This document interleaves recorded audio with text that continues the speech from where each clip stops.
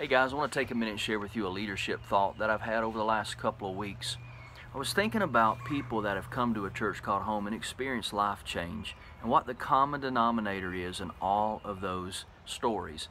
I think about Mark and Stephanie Best, who Stephanie would say the first time that she came, she was blown away by just the outpouring of love that she experienced, and she felt very special that weekend, felt like there was a genuine sense of hospitality there, that we were honored that she came. We've always said at a church called home, Sunday mornings about one thing, and that's our guest having a life-changing experience in the presence of Jesus. And Stephanie would say she felt that, so much so that she left, called Mark, her husband, and said, "You got to come with me." And a few weeks later, they're getting baptized. And today, they're a very, very important part of our home team. The way they love people and pat people on the back, hug people, and the way that they just use that hospitality gift that they have has impacted the lives of people. Andy, I think about Andy, who's a part of our production team, and his story with the church. He's pulling into Burger King early one morning to get a biscuit to go, and he sees some kids hanging out in the parking lot of the theater next door holding a sign that says, "Welcome home, we love you already." What does he do? He goes through the drive-thru, whips into the cinema, just checking things out, wondering what in the world is going on at this movie theater.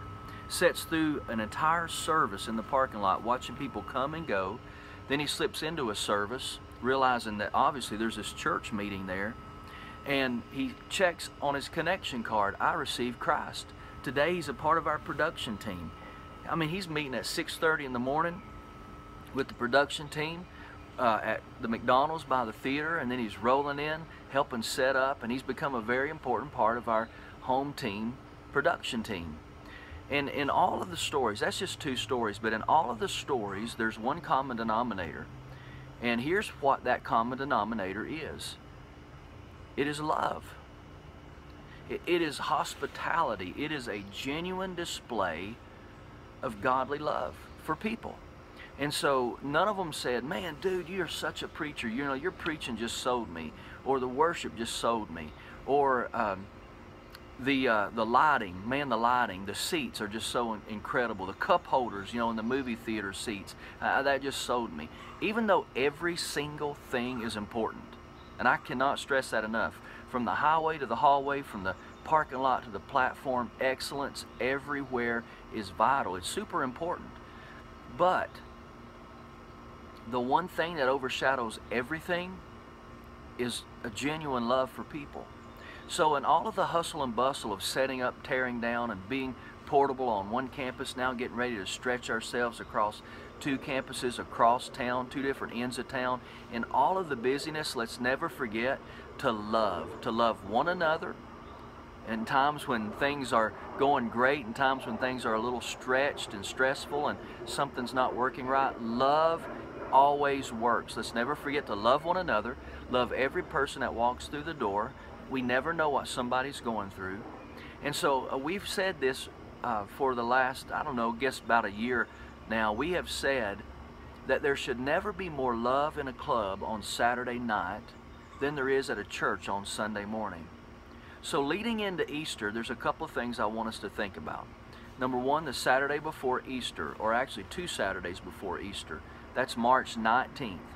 Our teams and our groups, I want to encourage you leaders to start thinking on that Saturday, March 19th, what could your team or your group do that would be a display of love to the community? You know, what kind of serve project could you do to reach out to our community? Let me give you a couple ideas. I know that we had teams and groups that went and gave out popsicles in the park one summer with some invite cards. We've had people go to hospital waiting rooms and just drop off hot Krispy Kreme donuts and say, "Hey, if you're here, you have somebody here. If we could pray for you in any way, we'd love to do that." And then on the Krispy Kreme box was a sticker that said, "Church called home, we love you already, we're praying for you," had the website. What thing could you do with your group or your team on the 19th of March, just a couple of weeks from, 3 or 4 weeks from now, to reach out and show love to somebody in the community?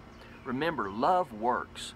It works in every city, every community, every home, every neighborhood, every street, every city, every nation, every state. Love always works. And here's the one thing I've been thinking about for the last little bit.